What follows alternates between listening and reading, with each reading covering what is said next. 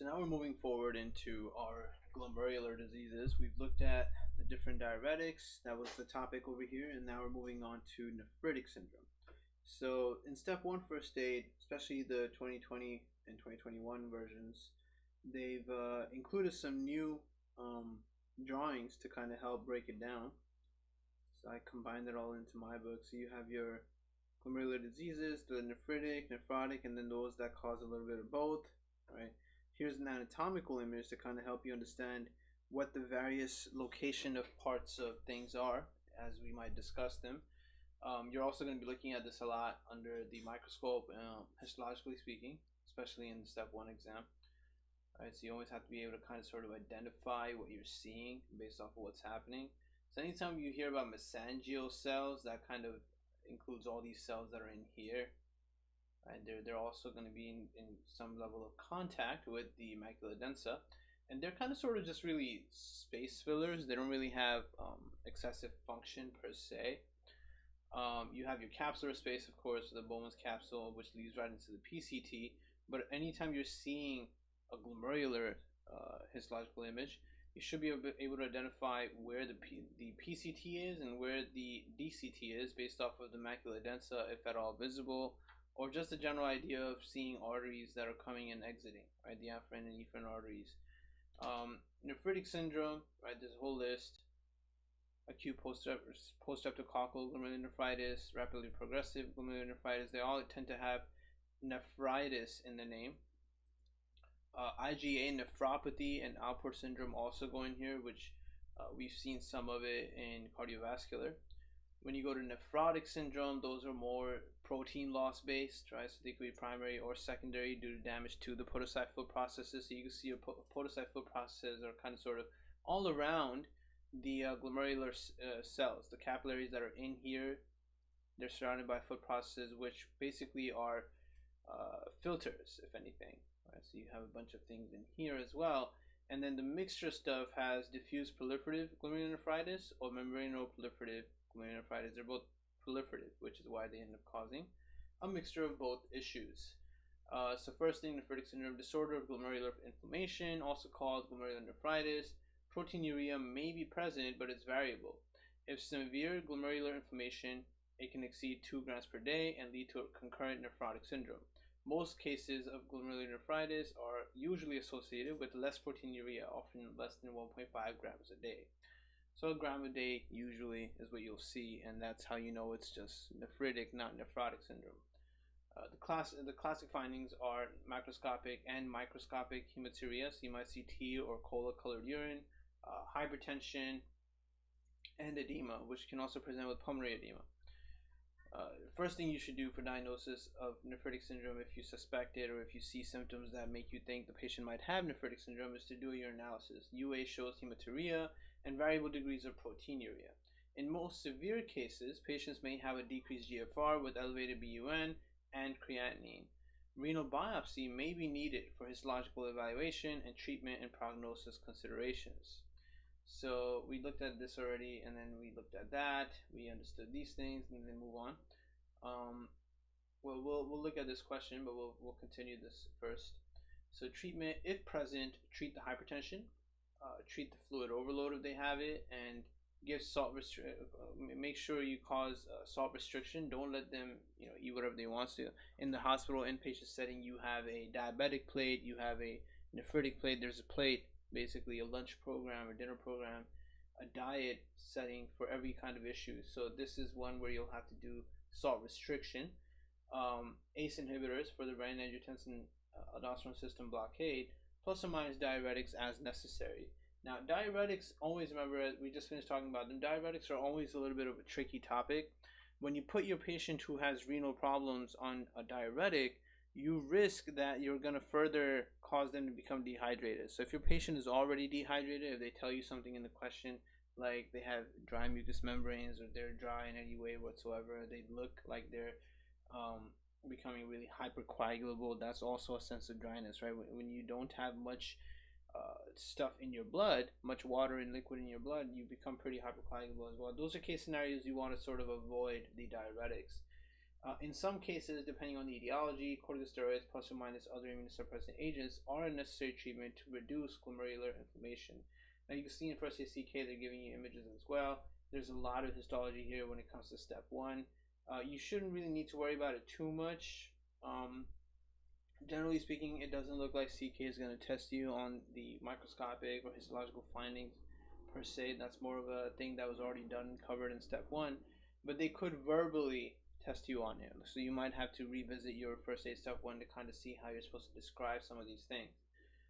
So here they're describing nephritic syndrome findings with a lumpy, bumpy immunofluorescence around the Psgn patient in image A, as well as B with linear immunofluorescence in Goodpasture syndrome. So the immunofluorescence, of course, is showing you where the inflammation is. If you're seeing it in image A, you can see that it's not everywhere, right? It's not diffusely present. So that's probably a patient with post-infectious glomerular nephritis, and you're always going to get the same kind of scattered drawing. The reason the image B has diffuse coloring, diffuse immunofluorescence, is because that's actually an autoimmune condition with it's a type let me think about that one. Type 2 or type 4? Too good to be true. Yeah, type 2. It's a type 2 hypersensitivity against your collagen type 4, which is the basal membrane. So this mnemonic that I just mentioned, too good to be true, is Goodpasture. That's why it's too good. Goodpasture syndrome. And too good to be true is supposed to remind you of 2 plus 2, which is 4. But you have to remember what these numbers are. So the number 2, that's to remind you that it's a type 2 hypersensitivity. And the 4 is to remind you that it's a hypersensitivity against type 4 collagen, which type 4 under the floor. So that's the collagen that you find in the basal membrane. And you can see that the highlighting is showing you that the basal membrane everywhere is being damaged. They go on to then, after that, jumping into nephrotic syndrome, which is defined with proteinuria of more than 3.5 grams a day. Patient is going to become hypoproteinemic. They might have lost a lot of albumin. Albumin levels fall and cause a sense of edema in the patient, right? So once they lose all their albumin, a lot of other things become free also. Remember, there were many things that travel in your blood attached to albumin. Now that albumin isn't there, it's considered free, and that might cause certain things to become high in level. You also lose a lot of proteins you really needed. And one of the weird things that happens, as we discussed in chronic renal failure as well, there were 2 weird things that we discussed in chronic renal failure earlier. There was the potassium thing, and then of course your hyperlipidemia, both of which were pretty significant. So we saw that we're in pathology right now, so basically at the end right here, when we were looking at really bad renal failure, chronic renal failure, the 2 things that were out of whack and a little harder to explain compared to everything else were the high potassium. Patients who have renal failure will become hyperkalemic, which obviously is a risk factor for a bunch of things, but notably arrhythmias, and then dyslipidemia, especially with high triglycerides. So that's one of the things that occurs, and we're seeing that here again, right? Patients can get accelerated atherosclerosis if they have renal failure. Thrombosis can be seen too, but it's not a part of the definition. Thrombosis occurs as a secondary cause. It's not a direct thing here. It occurs because of loss of antithrombin 3, protein C, and protein S in the urine. Right, you're losing all these things that you needed to stop the thrombotic factors in your body. Right, protein C and S had the mnemonic of cutting and stopping a bunch of factors, and then antithrombin 3 also is antithrombinous in the name. Right, approximately 1/3 of all cases result from systemic diseases such as diabetes, lupus, or amyloidosis. In kids, the most common cause is minimal change disease, where under the microscope there is minimal change, which is why they named it that. A primary disease of the kidney and not a systemic disease. So then they have a bunch of, they have each one described in tables, and then we have a bunch of practice questions to look at. So let's first finish reading what they've written, and then we'll come back to the tables. They continue after all this. Let me just see what, yeah, right here. So continuing nephrotic syndrome. Presents with generalized edema. Sometimes patients will notice they have foamy urine because of the protein. This also happens in normal individuals also. So like as a normal individual, if you take excess protein on a certain day. Maybe you just started going to the gym and day one you took a bunch of protein, even though you didn't really need it, right? Protein is more so for people that are more regular gym goers. That same day when this person urinates, they're gonna have to toss out a lot of protein, right? When you have more protein in your body than you actually utilize, you'll pee it out. So people who take protein supplements and then have foamy urine, they're not really utilizing the protein they're drinking, so they should probably cut back a little. In severe cases, dyspnea and ascites and other complications from anasarca may develop. Patients have high susceptibility to infection and hypercoagulable states with an increased risk for venous thrombosis and pulmonary embolism, all of which are caused by the loss of the same things. Commonly manifest as renal vein thrombosis. Now this was huge. I don't really tend to highlight things very much in the book, but this is really important because you can get questions about renal artery and renal vein thrombosis, and you'll get all kinds of answer choices. So anytime you need to think about what's being thrombosed in a patient with nephrotic syndrome and you have both answer choices, go with renal vein thrombosis. The thrombosis occurs in the venous area, not the arterial area. If you think about it, these are things that are supposed to be lost, right? These are things that are supposed to be lost because they got filtered rather than being reabsorbed. And the reason they were actually able to get filtered is because the potassic processes must not be working. They're unable to do a good job retaining what needs to be retained. So everything's being urinated out. That means that this was actually still in your blood when the blood arrived in the renal artery. So you can't get a thrombotic issue in the renal artery. And then after everything happened in the kidney, when blood was leaving the renal vein, this is no longer there, right? So that's why, since it's not there anymore, you're going to get renal vein thrombosis, not necessarily renal arterial thrombosis. Can it occur in renal arteries? Of course. Over time, the patient has lost enough of this. Now, even in their arteries, they're not going to have enough of it, right? But because of the concept that I just described, the question is almost always going to be about renal vein thrombosis, right? Because you are theoretically constantly making new antithrombin 3, making more stuff, making more platelets. You are able to resupply yourself and refurbish all this for yourself, but the veins are always going to be empty because every time it passes the kidney, the renal vein is not going to have this anymore. You lost all of it. You lost your antithrombin 3, protein CNS. So renal vein is highly thrombotic because of that explanation. Urinalysis shows proteinuria and lipiduria. Maltese cross signifying lipids on microscopic urine exam, which we saw in here when we were in the first section right here, right? So the Maltese cross, they don't have it in the book, but I put the picture here, right? So that's your fatty cas in nephrotic syndrome. And you can see it looks very unique, almost kind of pretty compared to the others. Right? So that's your Maltese cross right there. Blood chemistry shows low albumin, hyperlipidemia, which is one of the problems you need to deal with. Evaluation should include workup for secondary causes. Renal biopsy may also be needed to definitively diagnose the underlying etiology. So in CK questions, what often happens is they'll tell you they already did the UA, right? They already found out that there's a lot of protein being lost, and they already did the blood chemistry. They found out a lot of albumin has been lost, and then they'll be like, what's the next step? The next step, theoretically, of course, depends on what else is happening to the patient, but it's going to be to do a renal biopsy to have full diagnosis. Don't jump the gun and then jump to answers of what to treat with, right? It really depends what the question is like, because sometimes they'll just give you step 1, do your analysis, step 2, do blood chemistry. Those things are already in the question, and then they'll be like, what's the next best step? And one of the answer choices might be to do a renal biopsy, so you pick that because you still need to establish a diagnosis.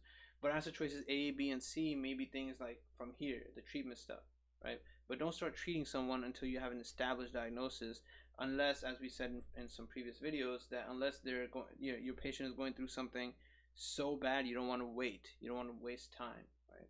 So then you start treatment. Treatment, salt restriction, always the key thing for the kidney. Judicious diuretic therapy, as I explained, you don't want to end up making your patient dehydrated, which does happen, and then patients end up getting even more renal injury, right? This is especially true for patients who are too elderly to actually drink water, right? There are patients who may even be incapacitated in such a way that they can't drink water, so that you make sure you have the saline stuff going for them.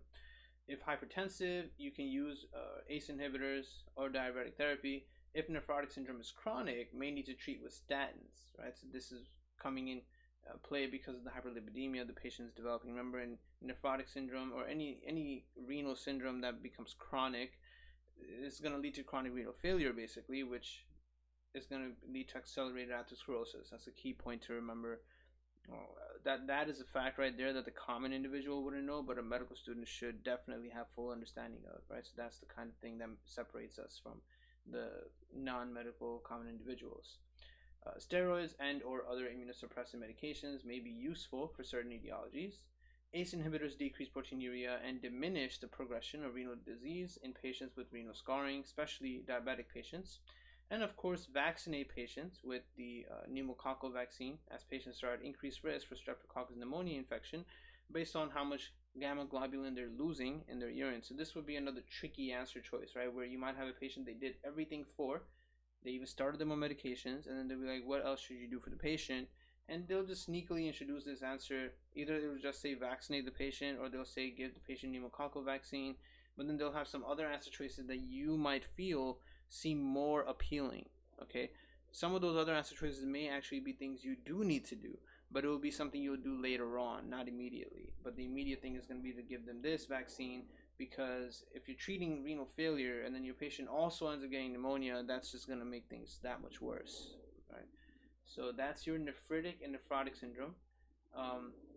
Now we're going to look at each one individually before we jump into the practice questions. So there's a bunch of them. Starts off right here. First one, Psgn, post-infectious glomerular nephritis, classically associated with recent group A beta hemolytic streptococcal infection, but can be seen with many other infections, usually 2 to 4 weeks after the infectious trigger.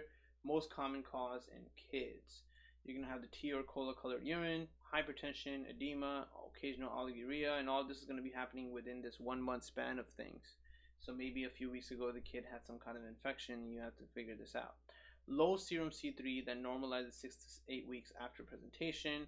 High ASO titer or anti-DNase titer. Both of them are going to prove to you that this is definitely a strep infection. You're going to see the lumpy, bumpy immunofluorescence, because that's just the antibodies trying to fight the infection getting stuck in certain parts, which we just looked at earlier. Supportive treatment with diuretics to treat the fluid overload. Most patients have complete recovery. Now, of course, to treat the actual glomerular nephritis infection, you would need penicillin. So back in step 1, when we were looking at microbiology, we saw, let me see if I can find it. Yeah, right here. Right. So this is your Streptococcus pyogenes. Streptococcus pyogenes is the one that is causing Psgn. You could see a bunch of different characteristics being displayed by each of these characters here. Right, so the things that are being served here, you can see the forceps here look like immunoglobulins, because this is stuff you're supposed to check for. Right, these are the things you look for in the patient to confirm strep pyogenes. So that was your anti-DNase titer, which is these DNAs looking like things, streptokinase, so that's why it has phosphates on it, and ASO titers in general. Right. Over here, this guy on the far right is the guy that's depicting the glomerular nephritis that occurs, right? So you can see his glomerular looking phone. He has a pencil to remind you of penicillin for treatment. So this patient probably had some infection not too long ago, and you can see the calendar back here showing you the days of the infection, and then 2 weeks later, 2 weeks of nothing happening, on the 3rd week, boom, cola colored urine, which is why there's this thing on the floor next to him, right? The patient can also get another really interesting thing, which is the Sydenham chorea, right? So the chorea is being depicted by this guy, this muffin right here, that he's kind of shaking and dropping and is about to fall. All kinds of weird things happen in this. A lot of weird things happen in strep pyogenes, and heavily testable topic. On top of which, of course, different kinds of presentations that you have to know about. So they could get rheumatic fever, they can get Psgn. They're both different types of hypersensitivities as well. The lumpy, bumpy formation you're seeing is because of the type 3 hypersensitivity, with both antibodies, antigen, and the immune complements being stuck inside the kidney. Right. Generally speaking, let me recall what else we need to talk about. Is there anything else here? Well, one last thing is strains causing impetigo can also induce glomerular nephritis, right? So a patient may have had, instead of actually having some kind of real sickness or something, may have just had this impetigo, just a skin infection, right? Now you could treat the skin infection with penicillin, but if you take too long to treat it, then that same skin infection can also lead to glomerular nephritis. However, the superficial infections cannot lead to rheumatic fever, right? But if the patient had pharyngitis, strep pharyngitis, that can lead to rheumatic fever as well as post-streptococcal glomerular nephritis, right? So that's something that was also heavily tested and taught during step 1 times.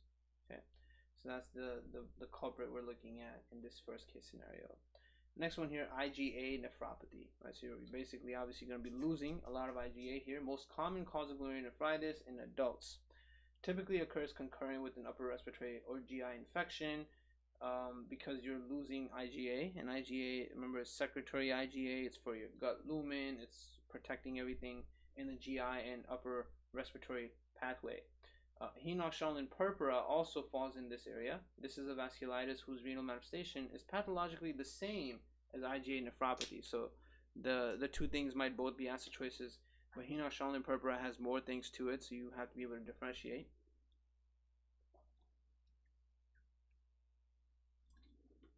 Patients with IgA nephropathy, also called Buerger disease, present with episodic gross hematuria with respiratory and or GI infections, often with persistent microscopic hematuria between infections. May also have chronic hypertension and low to moderate levels of proteinuria. Normal C3, they're not really losing all their complement here, just IgA. IgA will be the thing that you're going to see on immunofluorescence.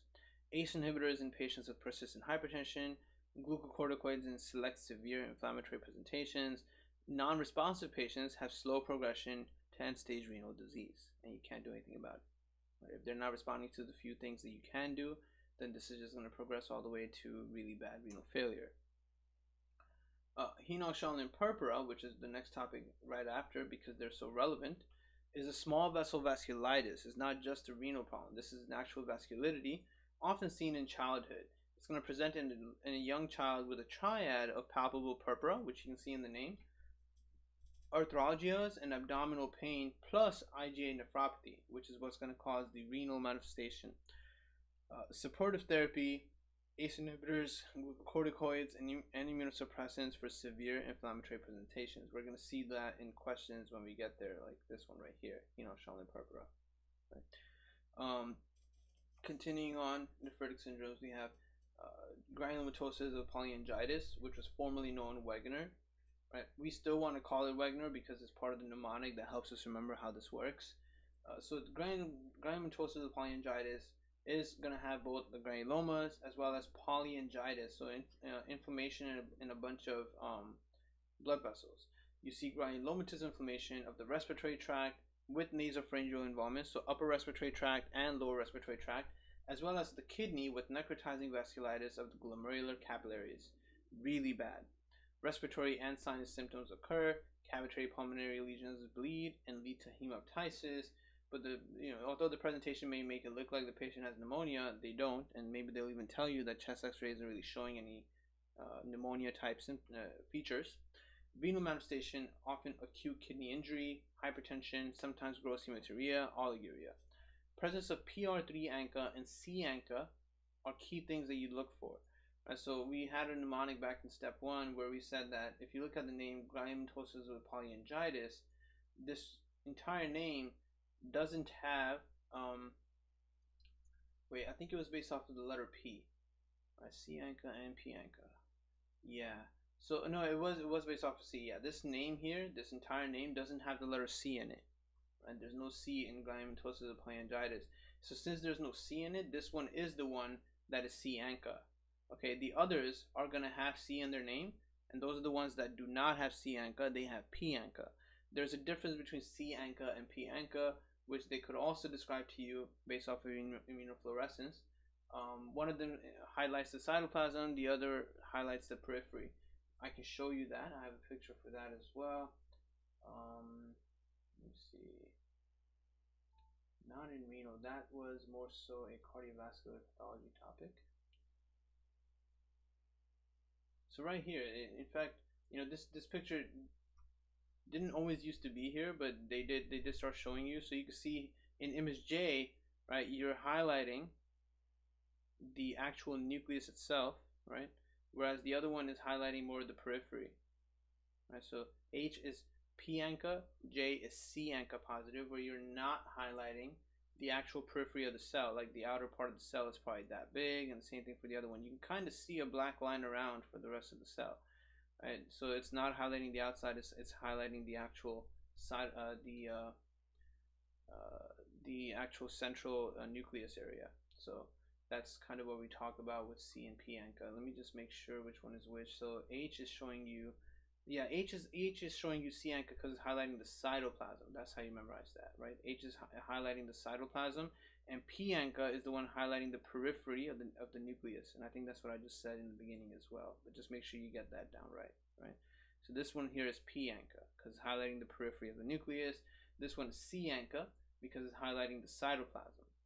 Right, so very easy memorization. Just want to make sure you have that straight when you're trying to look at these things. So these were topics that were discussed in cardiovascular pathology in step 1.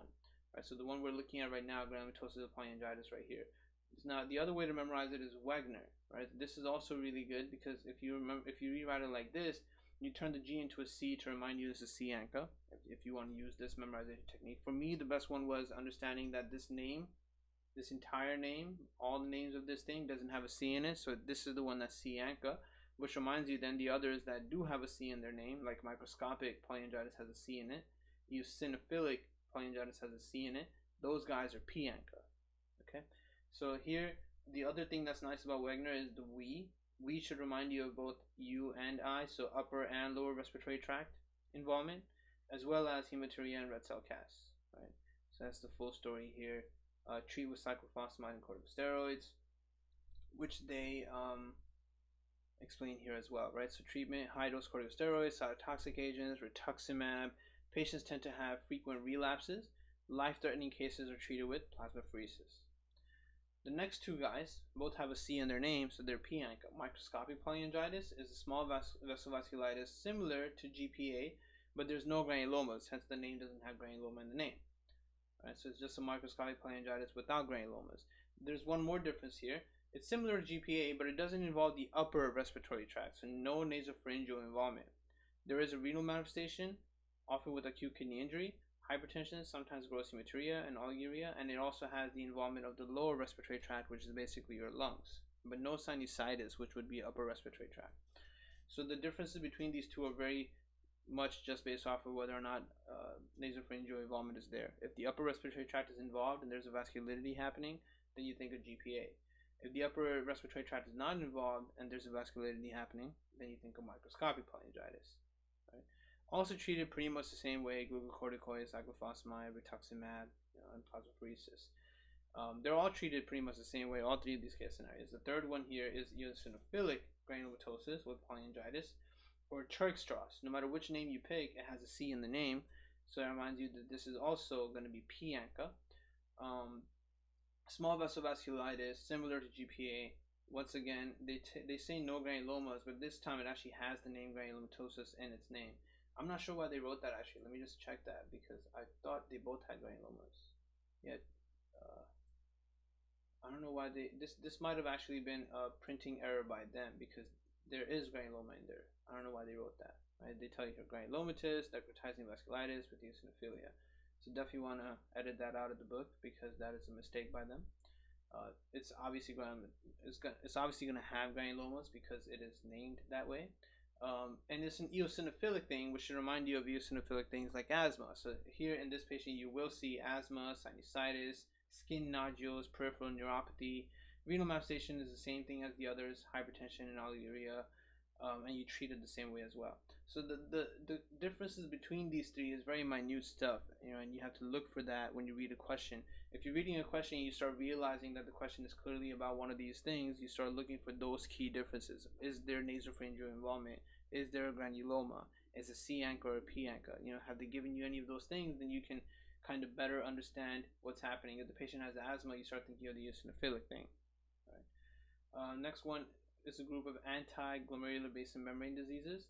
The most commonly tested, Goodpasture syndrome. This is the one where I just mentioned the mnemonic too good to be true. Rapidly progressing glomerular nephritis with pulmonary hemorrhage. Peak incidence is in young men, mid-20s. So the pulmonary hemorrhage, because of the basin membrane inside the lungs as well being damaged, you get hemoptysis, dyspnea, possible respiratory failure. No upper respiratory tract involvement. Renal manifestations is also going to be really bad. You're killing the basement membrane in the kidney, and when you do the immunofluorescence, you're going to see diffuse immunofluorescence all over the kidney, all over around the glomeruli. You're seeing linear anti-glomerular basement membrane deposits on immunofluorescence. Because the kidney is not working, you have to remember all the things related to the kidneys not working. They're all going to be valid for this patient. You also see iron deficiency anemia and hemosiderin-filled macrophages in sputum because of the upper respiratory tract, lung involvement. Pulmonary infiltrates on chest x-ray, necrotizing glomerular nephritis. This is actually extremely problematic. Usually you can't do anything about it. Just support a treatment. They're going to get end-stage renal disease. Right? Very severe. Very unfortunate.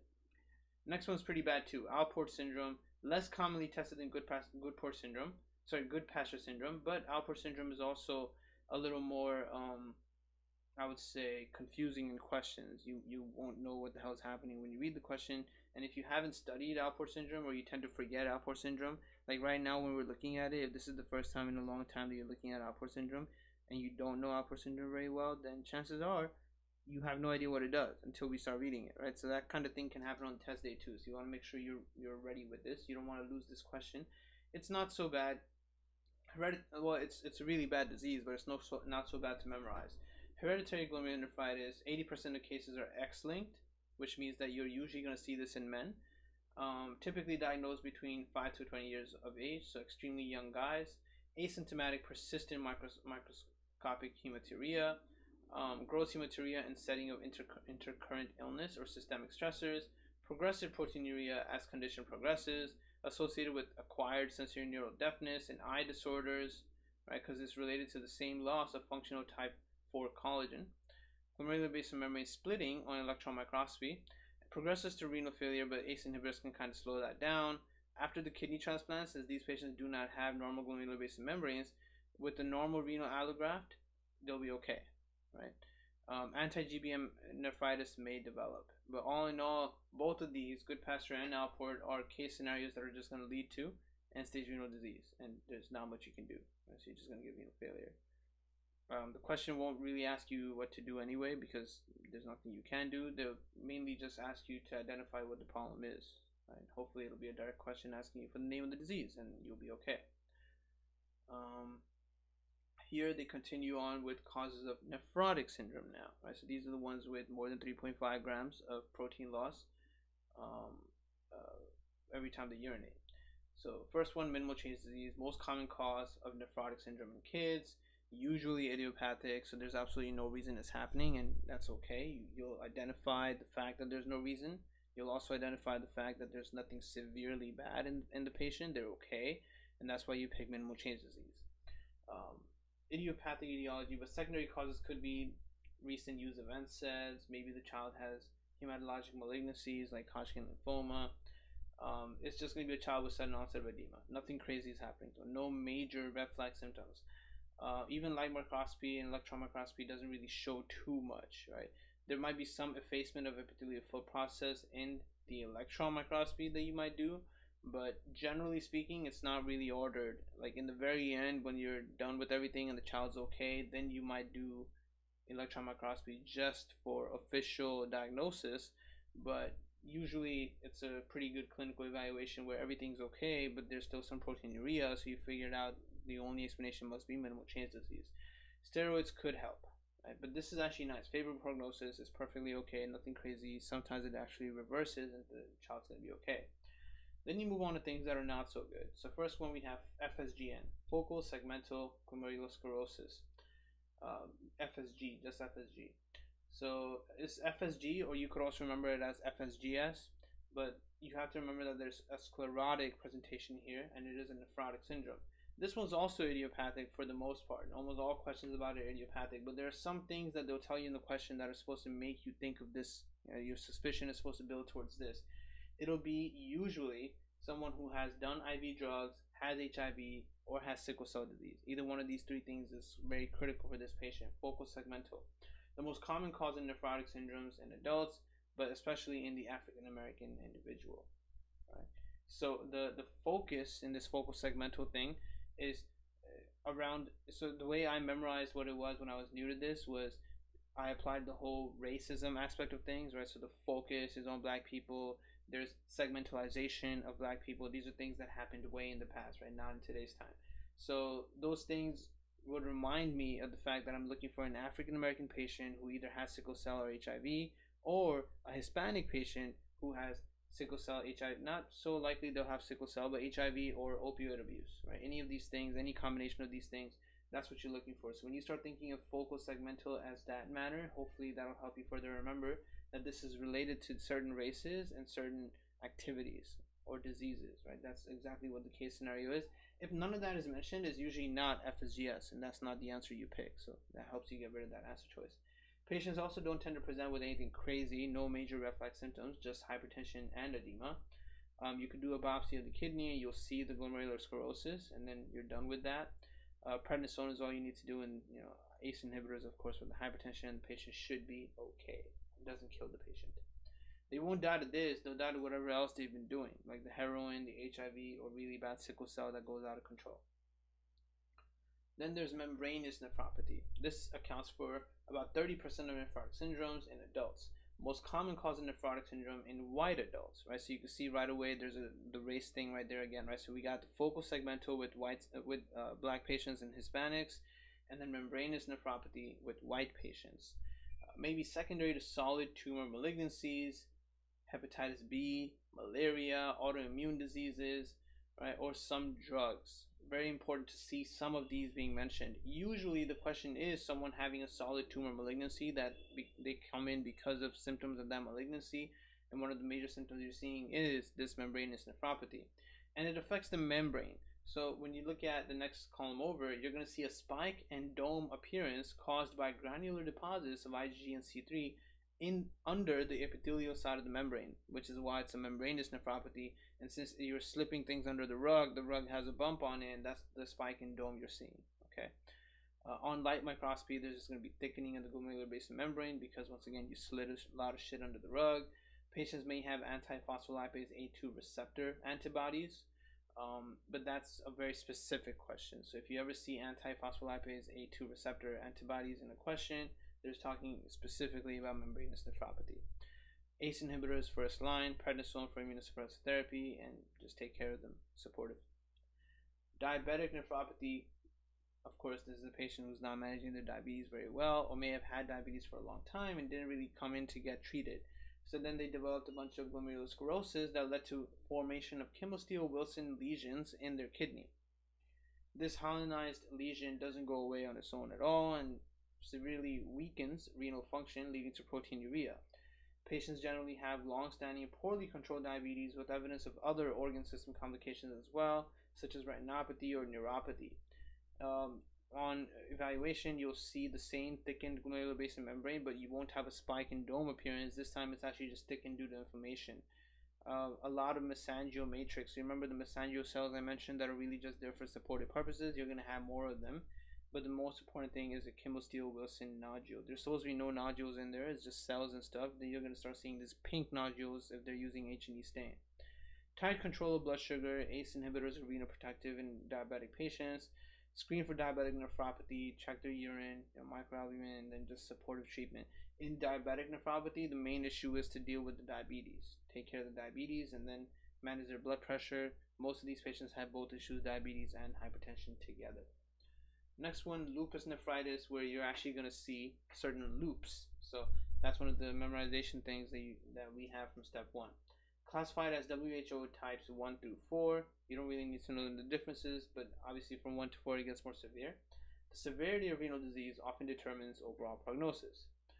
Hematuria or proteinuria may be found during evaluation of lupus patients, or lupus patients may present with gross hematuria, hypertension, and edema. Lupus nephritis is often associated with severe nephrotic levels of proteinuria, so it is a nephritis that often presents with a nephrotic syndrome. So it's almost practically a mixed issue. There's going to be mesangial proliferation, subendothelial or subepithelial immune complex deposition, and low serum C3 and C4 for both reasons. One, because the kidney is failing and you're losing it there, but also because in lupus, patients tend to have low C3 and C4 anyway. Prednisone and or cytotoxic immunosuppressant therapy are the mainstays of treatment. Of course, ACE inhibitors once again. So that's lupus nephritis in a patient who has other symptoms of lupus. If they're not already diagnosed, you look for other symptoms of lupus to better understand that it must be lupus nephritis. Renal amyloidosis. This is usually just going to be a really elderly patient. Primary is going to be due to plasma cell dyscrasia, which is an interesting answer choice. You may not know what the hell is dyscrasia, and you just might overlook at that answer, but that is actually what's related to renal amyloidosis. It could also be secondary to infectious or inflammatory conditions.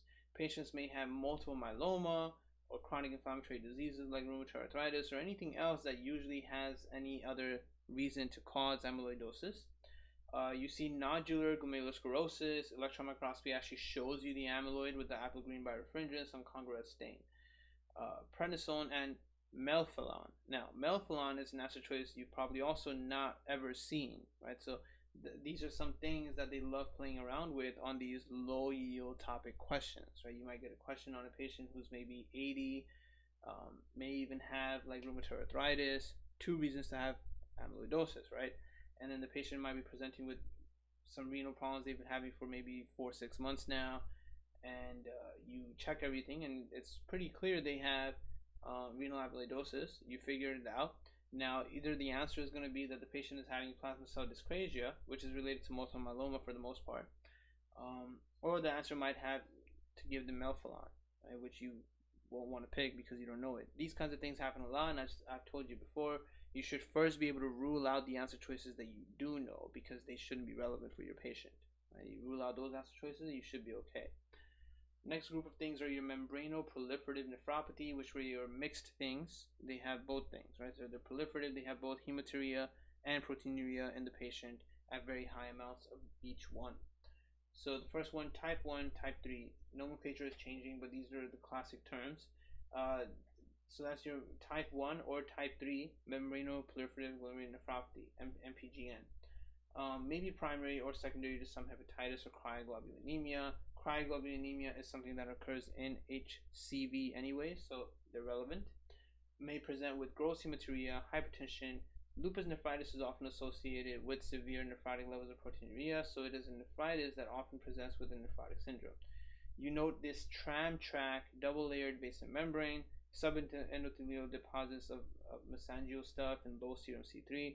The definition here of this exact type of membranoproliferative nephropathy is basically a patient who has lupus nephritis. All right. Type 2 is the more commonly tested one. It's the one that doesn't really have too much to do with lupus nephritis per se, but you know this topic in step 2 CK is kind of annoying because they're telling you that this is still something we're working on naming, but you just need to know it, right? So you can see this lupus nephritis is being mentioned in type 2 as well. It's a very weird topic, but generally speaking, they all go together, so you won't really have to pick an answer in between one over the other. You're just thinking of lupus nephritis, yeah, and then you just, the same treatment for all of them, same presentation for all of them, so you don't really worry about it too much, right? And they have a bunch of good images here to kind of show you all the things you're looking for. Each one of these, you should be able to identify exactly what's wrong, see what they're pointing out, and then know what the problem must be. For example, this one is notorious here. What they're pointing at here are things that you're not really supposed to see inside. These are your Kimmelstein-Wilson nodules, right? Iconic. Here you're seeing a lot of proliferation in one area, right? So these are all really nice images to help you kind of see what is the real issue in all of them. You know, make sure you can identify what the problems are actually related to for all of them, and combine them. You know, don't get confused. If you have no idea what F is showing you, for example, then you need to make sure you go back and look at it and understand that. Right? Now let's take a look at some of the questions we have here to wrap this video up, and then we're good to go. So first question we'll look at this one first. This one, a 55-year-old man comes to the office for follow-up hypertension.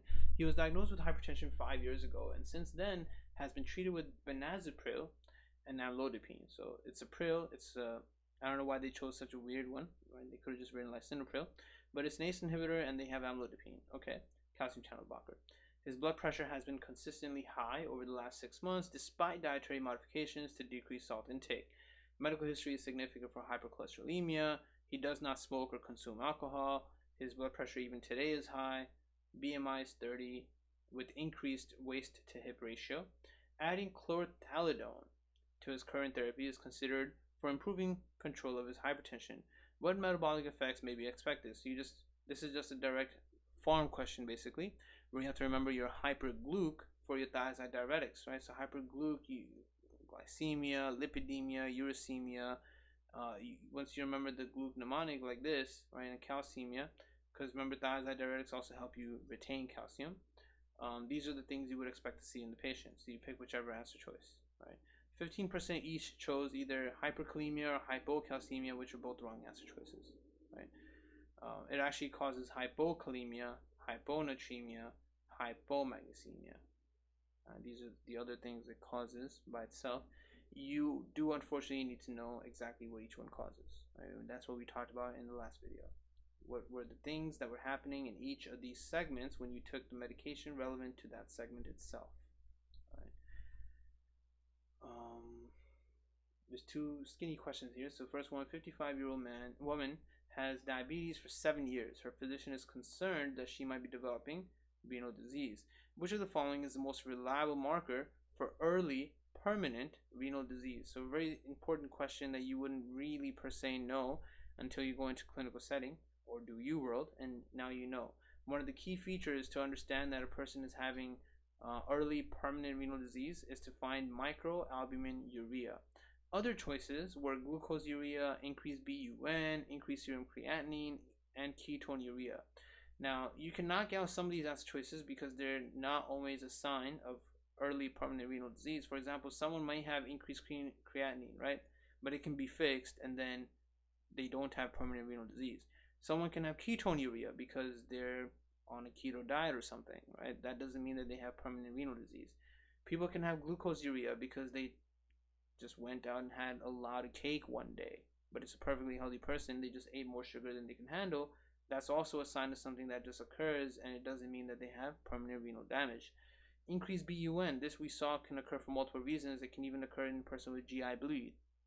It can occur in all kinds of issues that are related to pre-renal azotemia, right, where you had a high BUN to creatinine ratio. High BUN never really said that it was a sign of actual renal failure, right? This is pre-renal azotemia. So by that other logic, you can actually rule out these answer choices and be left with this. And if someone is having microalbuminuria, then apparently that is a reliable sign for early permanent renal disease. Okay. Another question here, 59-year-old woman has nephrotic syndrome associated with idiopathic membranous glomerular nephritis. She loses 8 grams of protein per day in her urine, and her serum albumin is 2.1. Because of her condition, what is she at risk of? Well, she has really bad nephrotic syndrome, and we know hypercholesterolemia is a problem. And anyone with really bad renal failure needs to be on statins, right? Possibly statins or fibrates, depending on what's actually happening. So here they tell you in this question, proteinuria leads to a decrease in plasma oncotic pressure, which actually stimulates lipoprotein synthesis in the liver. But there will be loss of lipoprotein lipase in these patients because of their proteinuria, and that's why patients end up having dyslipidemia. So now you know how it happens. Right? So this is true for nephrotic syndrome, chronic nephrotic syndrome, as well as for just overall chronic renal failure, like CKD, chronic kidney disease. Right? So always remember this. This is a very medical student kind of knowledge that the common folk wouldn't have. Here we're looking at a table that compares IgA nephropathy to post-infectious glomerular nephritis, both of which will always be an answer choice to everything. And this is a very good question here where people were very confused, right? It should have been, in my opinion, extremely clear that this was IgA nephropathy. 60% of people did pick it. But the problem is that of the 40 remaining percent of people, 30% all synonymously chose Psgn as an answer choice. 22-year-old man comes to the urgent care clinic complaining of dark urine he noticed earlier this morning. He's recovering from an upper respiratory tract infection that started 4 days ago. Temperature, blood pressure, pulse, respiratory rate. So blood pressure is high. Physical exam shows no skin rash, no joint abnormalities. Labs show you there's a little bit of proteinuria. He doesn't have any infection right now. Nitrates are also negative, right? But he's got some red blood cells in his urine, which is why it's showing up as dark urine. When you look at his serum, it looks pretty good, right? Just that the creatinine is a little high here. Serum was actually pretty high. Anything more than 1.2 is pretty bad. Serum complement levels are normal limit, and other serological workup is pending. What is the most likely diagnosis?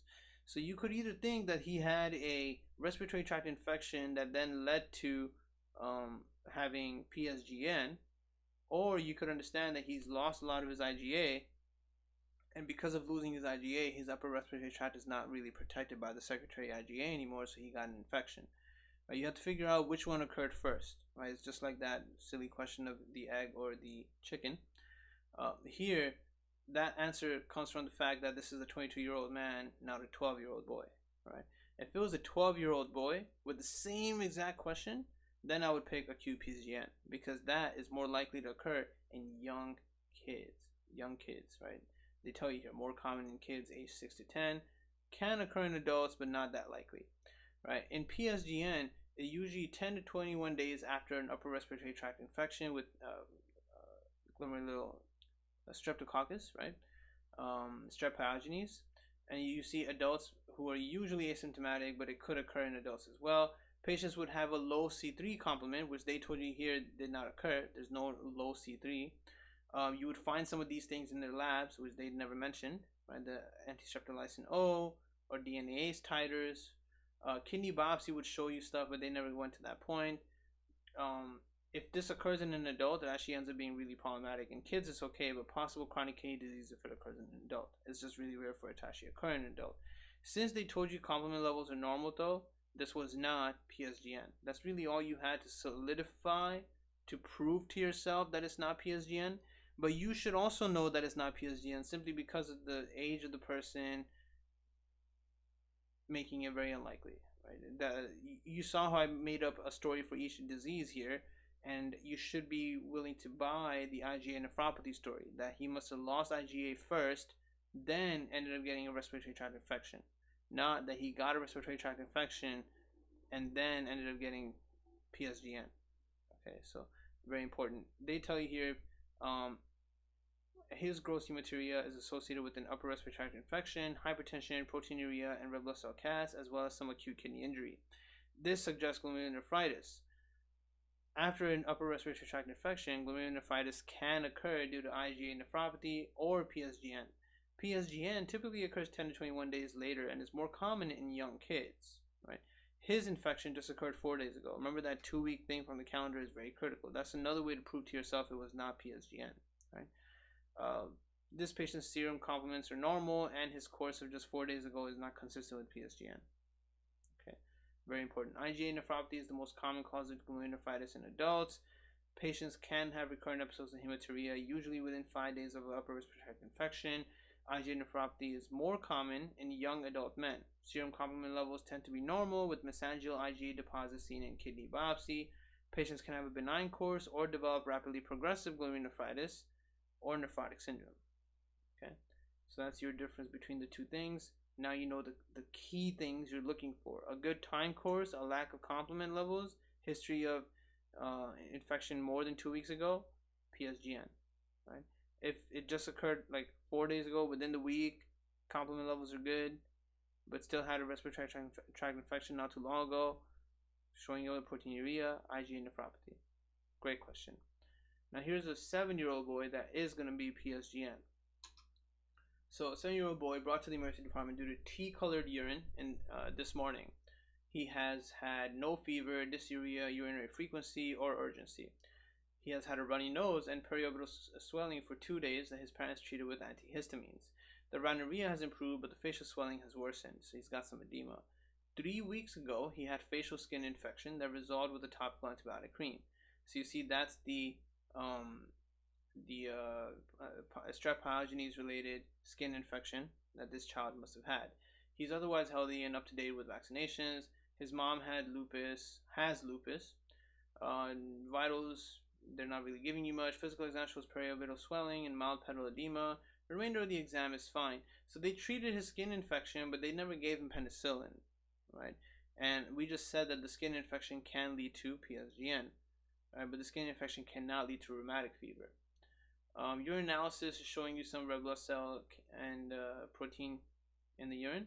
Immunologic and rheumatologic scores, well, he's low on C3. Right, double-stranded DNA antibodies is negative, so he does not have lupus. most likely does not have lupus. And then they ask you what's the most likely diagnosis. So it's pretty evident, right? The time lapse is perfect here. It's been 3 weeks since he had that skin infection, and now he's showing up with T, or otherwise described as cola colored urine. This is classic Psgn.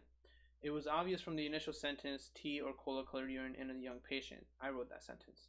Acute post-streptococcal glomerular nephritis is an immune complex mediated disease that presents 1 to 4 weeks after group A streptococcal impetigo, which is a skin infection, or even pharyngitis, which he didn't have. The antigens on specific nephrogenic strains of gas form immune complexes that are then deposited within the glomerular basement membrane. Following immune complex deposition, the complement system is activated, leading to accumulation of C3 in the glomerular deposits and low complement component serum levels. Treatment of initial infection does not appear to prevent immune complex deposition or a Psgn. So even though they did the topical treatment, he still ended up getting the post-streptococcal glomerular nephritis. Patients may be asymptomatic with microscopic hematuria or have gross hematuria, edema, and hypertension, as in this case. Serum creatinine may be elevated, and urinalysis may show some red blood cells, but without red blood cell cast. Remember what it meant to have RBC cast. There shouldn't be any RBC cast.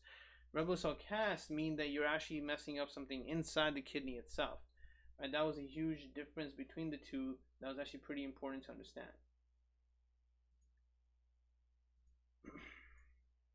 Here they tell you patients get red blood cell cast when they have really bad glomerular nephritis or hypertensive emergency. Right? This patient doesn't have really bad glomerular nephritis. No, this is just post-streptococcal glomerular nephritis that isn't that severe. It's not like fatal or something. You can imagine that the glomerular nephritis has to be so bad it actually feels like hypertensive emergency, which is really bad, right? Hypertensive emergency, you need to be hospitalized and dealt with and maintained. So there's no real red blood cell cast here. They say with or without, but don't ever pick red blood cell cast for glomerular nephritis. That is the wrong trick answer choice. You could see red blood cells, of course you will. That's what caused the T-colored or cola-colored urine, but no casts. Okay. The only reason you'll see casts is that they have extremely bad hypertension. Treatment is supportive. Symptoms typically resolve within weeks, whereas lab abnormalities may take months to normalize. So you don't really have to do anything. After getting Psgn, there's no point in giving penicillin. So don't pick that as an S choice. They needed to be given penicillin before the Psgn occurred, and usually even then, the event of Psgn occurring is very difficult to dodge. If you got infection with strep pyogenes, Psgn will practically have to occur no matter what. Right? And prompt treatment with penicillin is extremely key because you also don't want rheumatic fever to occur. That one is even worse. Next question. 72-year-old woman with poorly controlled diabetes presents to your clinic 1 week after being discharged from the hospital. She had been admitted with pyelonephritis secondary to a multi-drug resistant organism and received several days of IV antibiotics. Her serum creatinine on admission had been 2.1 milligrams per deciliter. Today it's found to be 4.9 milligrams per deciliter, so she's got a lot of protein loss, right? Her kidneys just completely messed up. Urinalysis reveals rare epithelial casts, okay, and no white blood cells. Fractional excretion of sodium is more than 2%. So we've looked at this topic before, right? If you have a lot of sodium being excreted, that tells you that whatever's happening is probably within the kidney as a massive problem, right? What antibiotic did she most likely receive during her hospitalization? So they're talking about the fact that she must have been given some antibiotic that really causes a lot of bad interstitial, intrinsic renal damage, right? That's why her fractional excretion of sodium is so high. You probably don't really remember this antibiotic at all, but you could look at the other antibiotics and figure out what's with each of them and get rid of it. The correct answer here was amikacin. They picked a really vague antibiotic that very few people tend to remember. This patient has acute renal failure in the setting of CKD. Of the drugs listed, amikacin is the most likely causative agent. There are several indications that amikacin or other aminoglycoside is the cause of this patient's acute renal failure. So amikacin is actually one of your aminoglycosides, and aminoglycosides are nephrotoxic. First, she had pyelonephritis with a multi-drug resistant organism, probably a gram-negative rod, which requires aminoglycosides, right? Aminoglycosides are used there. Second, her urine sediment does not contain white blood cells. If she had acute interstitial nephritis, eosinophils and white blood cell casts would be present in her urine. Third, her elevated fractional excretion of sodium is not consistent with the pre-renal etiology. Remember, pre-renal etiology was the one with the high BUN to creatinine ratio. It was the one with the fractional excretion of sodium being less than 1%. So whatever's wrong with her is due to some antibiotic that messed up her kidney, and it must have been a really strong antibiotic that can fight anything. That's uroaminoglycoside, amikacin. Okay, really interesting question because they combined pharmacology with, of course, the whole renal aspect of things. Because of their adverse effects and need for monitoring, aminoglycosides are being used with decreasing frequency, particularly in elderly patients. Vancomycin is used to treat very few things, right? Everything in Sketchy Micro had a van when you were treating with vancomycin, and it was really only given when it was something that was already resistant to other things. Although she has something that's multi-drug resistant as well, I can't think of any medication, any bug that was treated with vancomycin that would cause nephrotic or nephritic issues. Right? Most of those were things that caused other issues in other places, like the skin or the heart, not per se the kidney. Vancomycin can be nephrotoxic at high doses, and it must be dosed according to serum levels. This woman is more likely to have been infected with a gram-negative organism than a gram-positive one, so it's unlikely that she got vancomycin. So it was very interesting and definitely a very difficult question because of the pharm aspect. This is a question about clinical features regarding analgesic nephropathy. 55-year-old man is being evaluated for fatigue. He has a history of hypertension, chronic low back pain due to traumatic injury. 20 years ago, traumatic injury 20 years ago. His medications include lisinopril and over-the-counter pain medications. So you could think of that as maybe naproxen. His father has diabetes and his mom has hypertension. He doesn't smoke, drink, or use drugs. Blood pressure is good. Pulse is good. Physical exam is fine. Labs, when you do the urinalysis, you see that he's got moderate blood, trace protein. Leukocyte esterase shows you nothing per se, nothing crazy, some white blood cells. And lab studies show you really bad creatinine. Right? BUN is 34. The BUN to creatinine ratio is not more than 20, so this is not a pre-renal problem. This is an intrinsic renal problem. What is the most likely cause of his urinary findings? So the only thing he does in his entire question that could cause renal injury is the use of over-the-counter pain medications. Mainly these must be NSAIDs because that's all you can get in America over-the-counter. Naproxen, any aspirin, stuff like that. So he must have tubulointerstitial nephritis or any acid choice that says interstitial nephritis, right? Acute interstitial nephritis. 10% of people chose glomerular nephritis, which is incorrect. That doesn't make sense for this. This patient's abdominal urinalysis, This patient's urinalysis shows painless hematuria, sterile pyuria, white blood cell cast, and trace proteinuria, suggesting a non-glomerular disorder affecting the tubular interstitium or lining of the urinary tract, which is why glomerular nephritis is not the correct answer choice. Given his chronic low back pain treated with over-the-counter analgesics, he likely has analgesic nephropathy. Chronic analgesic use with one or more analgesics can cause chronic kidney disease due to chronic tubular interstitial nephritis. Patients are typically asymptomatic with an elevated creatinine found incidentally. Patients can also develop painless and prominent hematuria due to papillary ischemia from analgesic-induced vasoconstriction of medullary blood vessels. Significant papillary necrosis and slowing, so you actually see like blood clots in the urine, may cause renal colic. Glomerular nephritis is typically accompanied by more characteristic abnormalities seen on urine studies. However, the patient's predominant presence of urine white blood cells suggests an interstitial nephritis instead of the glomerular problem. And then this table here kind of tells you a little more about what you would see in someone who's got chronic NSAID use. Here we're seeing a question about classic Renal-Schönlein purpura, IgA vasculitis. 11-year-old girl is brought to the ED by her parents due to a rash that began this morning. She has otherwise been well except for rhinorrhea, cough, and sore throat that developed a week ago and resolved within a few days. Her vitals are looking alright, pulse ox is also good, she's awake and alert, oropharynx is clear, neck is supple, cardiopulmonary exam is good, abdomen is good, no organomegaly, lower extremity joints have no swelling, erythema, or warmth, but passive range of motion of the knees does elicit pain. So she has some arthritis and she has some rash. Extremities are warm and well perfused. Skin exam shows a non-tender, non-blanching, deep red raised rash over the buttocks and lower extremities without a clear pattern. So the kind of rash they're explaining, which looks like this, is basically purpura. That's how you describe a purpura. A purpura is a non-tender, non-blanching, deep red, raised rash over the skin. Right, so if this is your skin, you get something that looks like this, and it's going to be very red because it's full of blood. That's purpura. And that's what they're describing. And squeezing this doesn't make it white, which is why it's non-blanching. Right? There are some things you can get that you can squeeze and the blood goes away and it turns white, and you let go and it turns red again. That's not going to happen here. In labs, they're showing you pretty much everything's looking okay here. Serum chem also looking pretty decent. Looking good. What is the best next step in her management?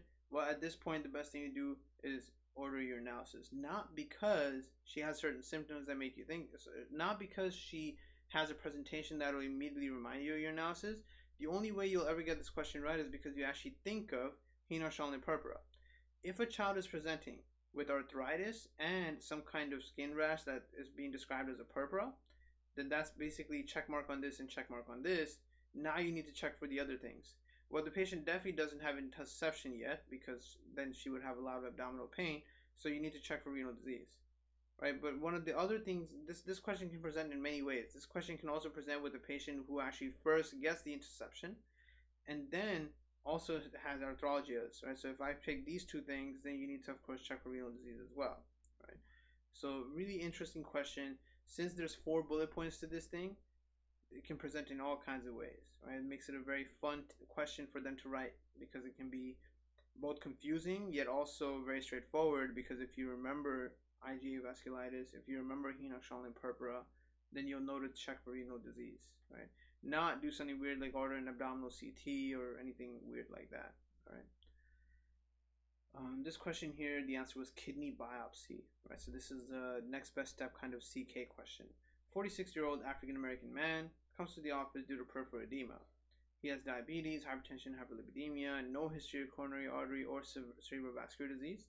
3 months ago, his serum creatinine was perfect and urinalysis showed no trace protein. His medications are lisinopril, hydrochlorothiazide, metformin, glipizide, and rosuvastatin. Perfect. Today, for some reason, his blood pressure is crazy high. He is obese, and on physical exam, the lungs are clear. No heart murmurs or additional heart sounds are present. There's a lot of peripheral edema bilaterally. When you check his labs and his serum creatinine is high. Hemoglobin A1C is on the upper border. Protein is a lot in urinalysis. Right? You're also seeing some red blood cell as well as some occasional red blood cell cast. So then, of course, the next best step at that point was to do a 24-hour urine collection to see what's up. How much protein are you losing per day? And he's losing 4.2 grams a liter in 24 hours. So then that means that he has nephrotic syndrome. Abdominal ultrasound reveals normal sized kidneys with no evidence of obstruction or hydronephrosis. What's the best next step? Well, if everything seems okay, but he's got some really bad proteinuria, you need to do a kidney biopsy now. You need to check his kidney, especially because he's African American. This patient with diabetes has marked peripheral edema and proteinuria suggestive of nephrotic syndrome. Definitely, we diagnosed it perfectly right here. However, he has atypical features suspicious of an alternate diagnosis. Rapid What am I writing here? Rapid over diabetic nephropathy would be rare in a patient. I think this was supposed to be rapid turnover of diabetic nephropathy would be rare in a patient who just had a normal creatinine 3 months ago, right?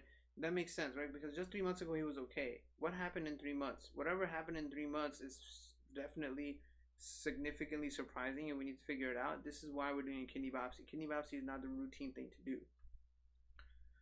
So that was a bit of a red flag, which is why we're doing it, and we need to find out why it's progressing so badly.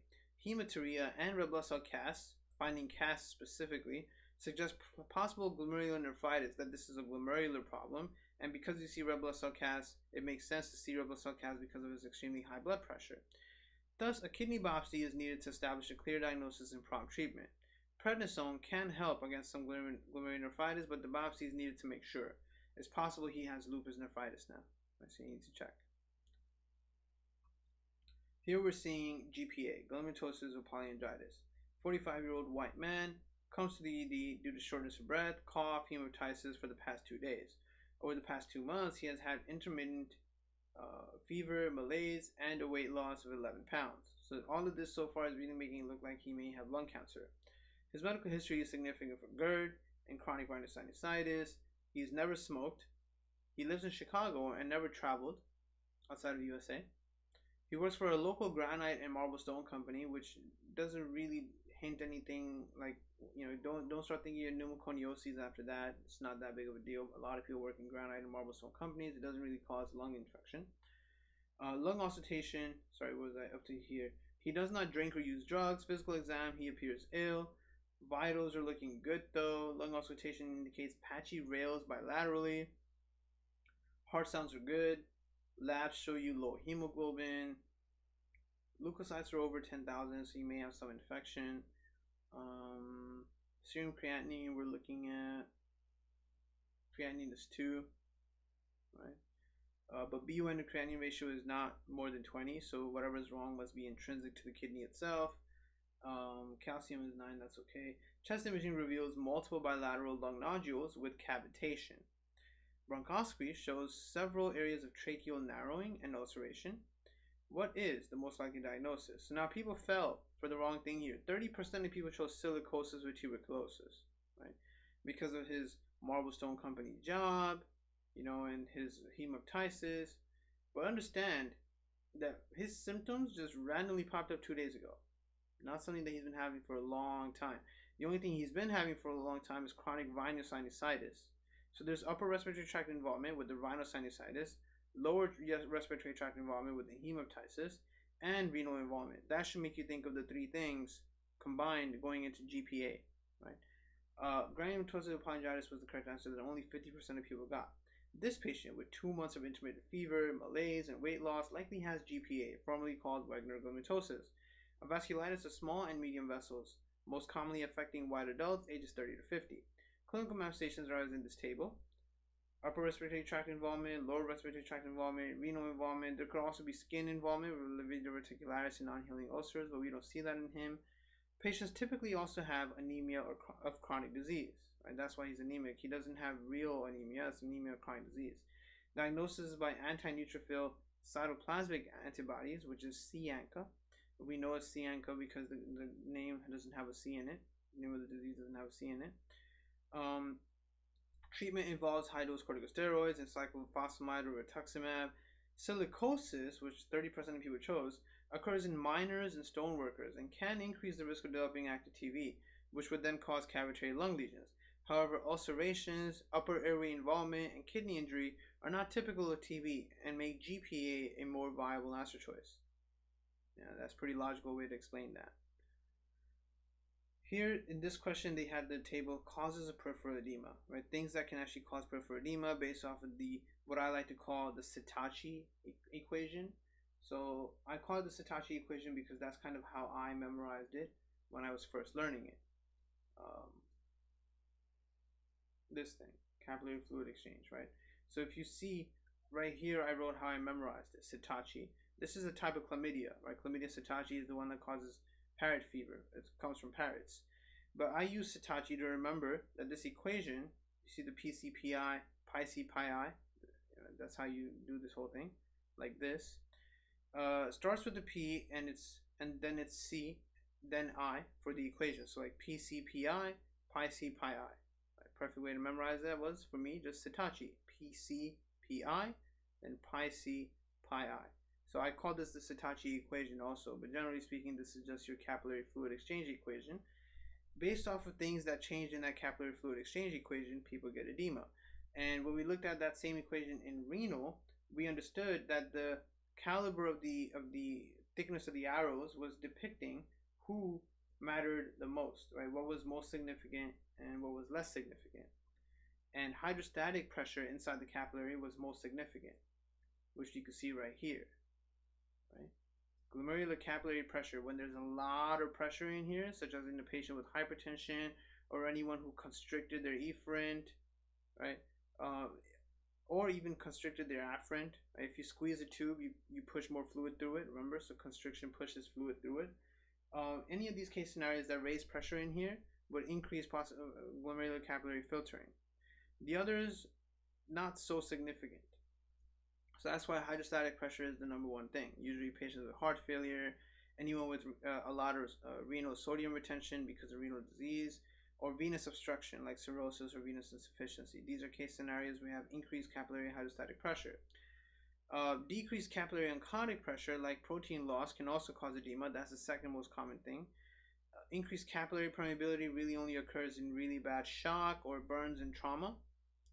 And then lymphatic obstruction is the least common thing, right? Like lymph node dissection or elephantiasis, stuff like that. These are all cases where the patient will develop peripheral edema. Our patient here, 45-year-old man, comes to the ED complaining of dyspnea, fatigue, poor appetite, weight gain over the past 2 weeks. His symptoms started with worsening shortness of breath with exertion. He has been waking up at night breathless for the past few days. He also finds it difficult to open his eyes in the morning due to facial edema. He has no other medical problems and takes no medications. Blood pressure is extremely high. Physical exam shows anasarca with distended jugular veins while sitting upright.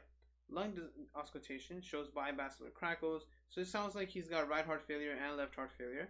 Urinalysis shows 1+ protein, no nitrites, trace leukocyte esterase, a lot of red blood cells, red blood cell cast, and occasional neutrophils. What's the most likely mechanism for his edema? So if we're seeing red blood cell cast, that's a giveaway, right? The red blood cell cast, we just said, really only occurs when there's really bad blood pressure, which he does have, 200, right? And that pressure, of course, gets transmitted into the kidney, so there's a lot of glomerular pressure, which is a glomerular damage, right? So that's the answer, primary glomerular damage. Very easy question once you know the knowledge base, right? Otherwise, it's not so clear. If you didn't know that very well, then the knowledge will be missing there, and you could fall for the things that the other 30% of people fell, right? 15% of people chose hypoalbuminemia, which is something that can cause edema, but it's not what's causing his edema. 15% of people chose right ventricular failure, which again, any kind of heart failure can cause edema, especially peripheral edema. And he does have jugular venous distension. He most likely also does have right ventricular failure, but that is not what's causing his edema, right? His edema is occurring because of primary glomerular damage. So how do you figure this out? Well, his presentation with anasarca, pulmonary and facial edema, hypertension, and abnormal urinalysis with proteinuria and microscopic hematuria all suggest acute nephritic syndrome with fluid overload. The table to the right summarizes some primary mechanisms of causes of peripheral edema. Acute nephritic syndrome is primarily glomerular damage due to causes such as post-septicemic glomerulonephritis, IgA nephropathy, Psgn, membrane proliferative glomerulonephritis, and RPGN, rapidly progressive glomerulonephritis. He could have any one of these things, we don't know for sure yet. Primary glomerular damage leads to decreased glomerular filtration rate with eventual something of significant volume overload. I'm not sure what I missed there. And that's why we're seeing pulmonary edema, distended neck veins, and anasarca. Abnormal urinary sediment and variable degrees of proteinuria are present or urinalysis. Serum creatinine will obviously definitely be elevated, now can be. The increased volume also leads to hypertension. Significant proteinuria eventually leads to hypoalbuminemia, which further contributes to the edema, but that wasn't the main thing. Okay. Decreased GFR is also the cause of edema in patients with end-stage renal disease. Hypoalbuminemia, the wrong answer choice, is usually due to excessive albumin loss, like in nephrotic syndrome or any kind of protein-losing enteropathy in the GIT. It could also be due to liver failure where you have decreased albumin synthesis. It can cause significant peripheral edema, but not pulmonary edema. So that's why hypoalbuminemia is not the best answer choice, right? You needed to pick an answer choice that explains everything. Hypoalbuminemia doesn't explain everything in this presentation. Right ventricular failure is usually due to left heart failure or severe pulmonary disease, which would explain pulmonary edema. And it may present with a lot of similar symptoms like ascites and anasarca. But an abnormal urinalysis is not related to right ventricular failure, right? So his main issue in this patient, although he has multiple issues, the main thing that's causing edema is his glomerular damage. He has primary glomerular damage. Whatever's wrong with him is actually going and directly attacking his glomerular issue also, on top of his other primary issues like possible heart failure because of his jugular vein distension. Right?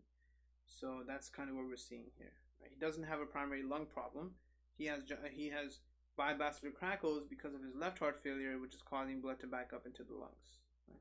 So this I would also rate as a hard question because there are multiple answer choices that all prove why someone would have edema, but you needed to have really good knowledge base to figure out exactly why he has edema. Here we're seeing something that is brand new to CK, not really taught in step 1. It's the difference between glomerular hematuria and non-glomerular hematuria. How do you figure it out? So different things cause it. Here we have a 24-year-old man that comes to the urgent care clinic due to blood in his urine. He has a 1-day history of mild midline back discomfort associated with a single episode of red urine. The hematuria subsequently resolved and his urine is now a normal yellow color. The patient also had a sore throat for the past 4 days, for which he took 3 tablets of over-the-counter acetaminophen. Today he has no fever, abdominal pain, or burning during urination. He does smoke past 5 years. Urinalysis is yellow. It's got some protein in it. Right? Leukocyte rate is negative. Nitrites are negative. He's also got red blood cells in it. What is the most likely source of his urinary complaints? So what he has is a glomerular problem, right? Glomerulus, not renal papilla. He only took acetaminophen for 3 days. That is not what's actually going to cause renal papillary necrosis. There's a whole group of things that can occur. It's taught at the end of renal pathology. This page where they talk about AIN that can occur due to NSAIDs, some antibiotics, even omeprazole and rifampin. Acute tubular necrosis, ATN, which is a really big issue in patients that are hospitalized, not really something that happens at home, right? Where the patient at first does not urinate, then they do urinate, and you see a bunch of things. And then RPN, right, which is also due to, again, NSAIDs. But mainly you'll see RPN in sickle cell patients, right, where you're actually going to have papillary necrosis, or you can see blood clots in the urine. Our patient doesn't have blood clots in the urine, he has blood in the urine. And his bleeding is glomerular. So how do we figure that out? Well, first of all, we all have always known, we may not have actually labeled it like this, but we all know that there's glomerular hematuria and non-glomerular hematuria. For example, a person who has bladder cancer may be bleeding from the cancer. So when you see blood that's coming from the bladder, that's obviously a non-glomerular hematuria, right? Whereas glomerular hematuria is due to something that is wrong inside the glomerulus, some kind of nephritic issue inside the glomerulus that is causing damage to the podocytes, and you're losing blood that was not supposed to get filtered. Hematuria can be due to glomerular or non-glomerular cause. The non-glomerular hematuria is more common. It is characterized by gross hematuria with normal appearing red blood cells, but without significant proteinuria. Etiologies could include renal cell cancer, prostate cancer, infections, polycystic kidney disease, kidney stones, right? When you have damage to the ureters, that's also going to cause non-glomerular hematuria, because it's not coming from the glomerulus, it's because you're scratching the shit out of your ureter, and that's why you're bleeding. Patients frequently have specific urinary symptoms that can help clarify the diagnosis. In contrast to all of that, glomerular hematuria usually causes microscopic hematuria, though gross hematuria may be present in some really severe cases. It is usually due to glomerular nephritis or basement membrane disease. Symptoms are usually absent or non-specific, and patients may present after developing features of nephritic syndrome. Urinalysis usually shows proteinuria with dysmorphic red blood cells or red blood cell cast. This patient with proteinuria and transient gross hematuria following acute pharyngitis most likely has IgA nephropathy, which is the most common glomerular nephritis in adults. IgA nephropathy is typified by hematuria starting within 5 days of an upper respiratory tract infection, just like the other question we did. Right? Same kind of presentation, right? This guy had an upper respiratory tract infection within the week, 4 days ago. Why did he have it? Because he must be losing IgA in his kidney. Why would I think of this? Because right now he has kidney problems. So this doesn't mean that the kidney problem formed after his disease. It's the kidney problem that caused his upper respiratory tract infection because he's losing IgA. Right? This needs to be the immediate bell that raises your mind. Every time you see a young patient where they tell you that they had an upper respiratory tract infection within the week, not more than 2 weeks ago, that would be Psgn. And today they're having renal problems. No, they're not having renal problems today. They've been having renal problems. Now they're coming in for it. And it just so happens that 4 days ago he had an upper respiratory tract infection.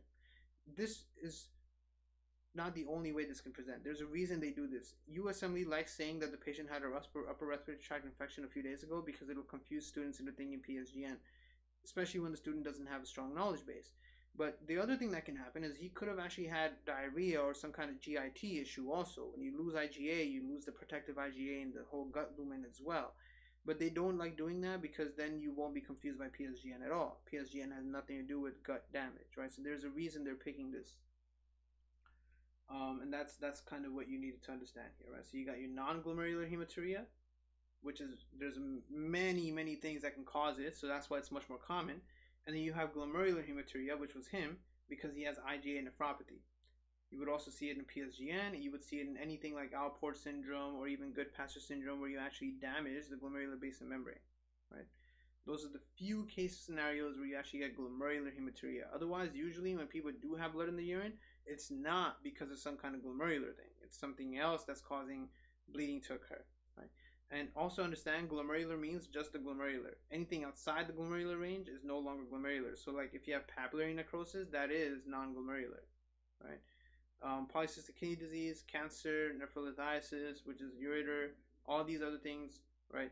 They're outside of the glomerulus. They could still be inside the kidney.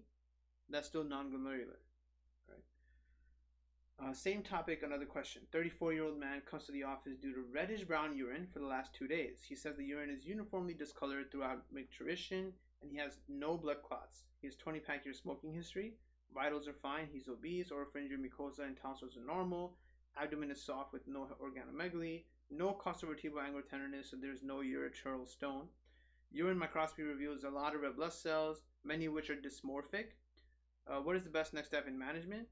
Well, this management step really depends on first you figuring out what you think is wrong, right? Because what test you're going to order really depends on what you're suspecting in the patient, right? You could either measure urinary protein, you could do a CT scan of the abdomen without contrast, or you could do urine cytology. You see how people chose answers everywhere. Because in this topic, this is a hard question. This question doesn't give you much information, right? You needed to figure out what he most likely has, and then based off of that suspicion, order something. This patient has glomerular hematuria.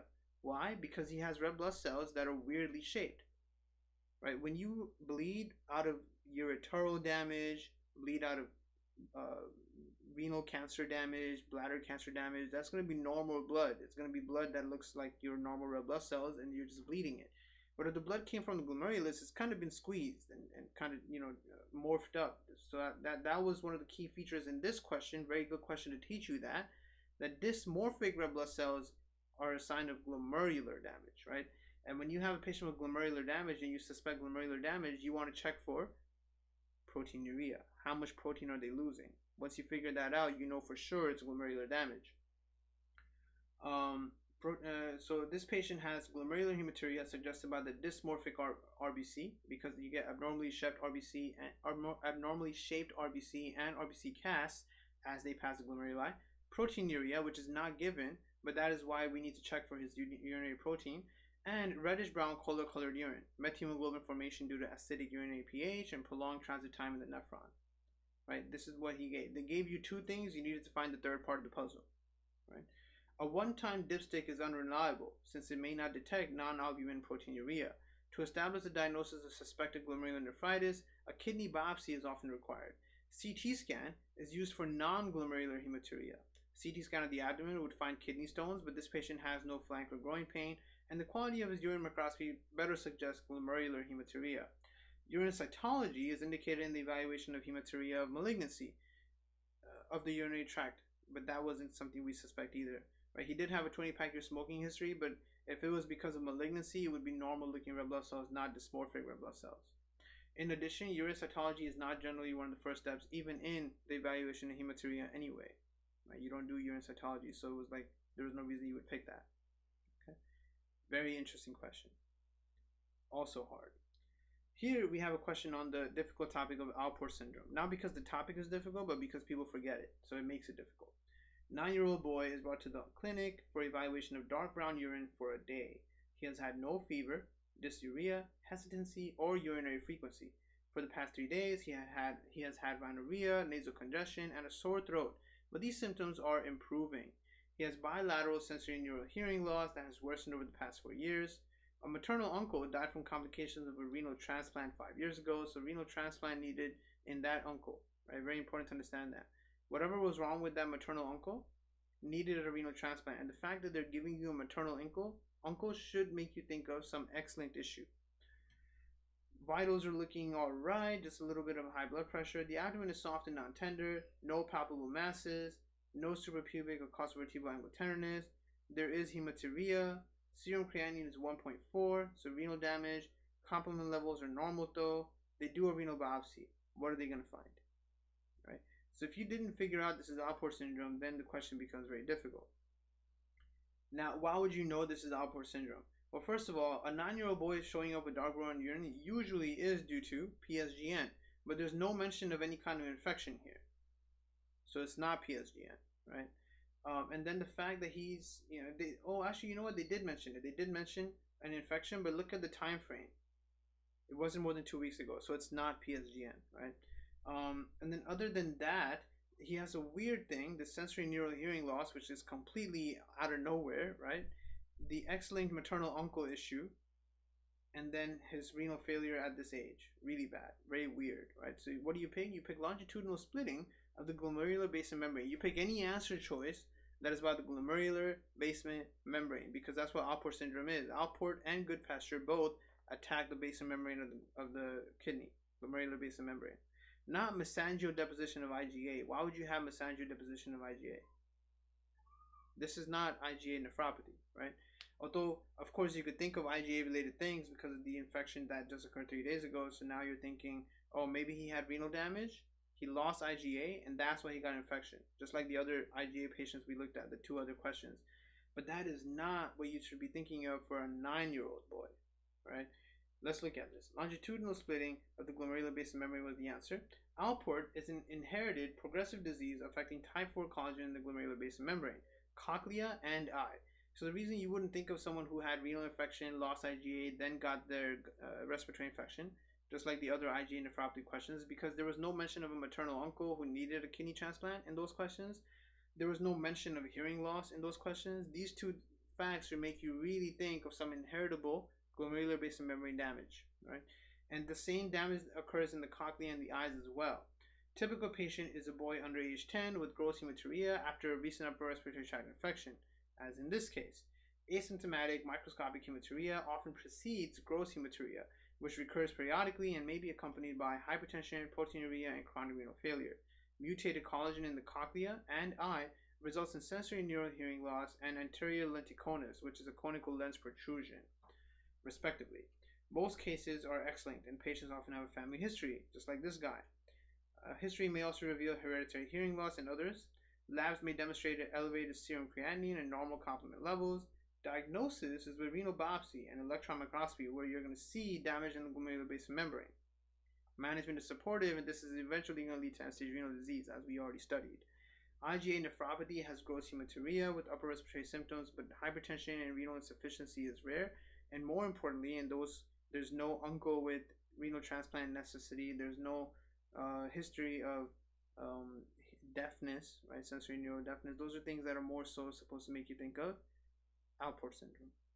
Okay, so we'll stop here for now. In the next session, we'll do the rest of questions over here, and this question here. We'll start with this, and then we'll wrap up our glomerular disease topic tomorrow. Actually, yeah.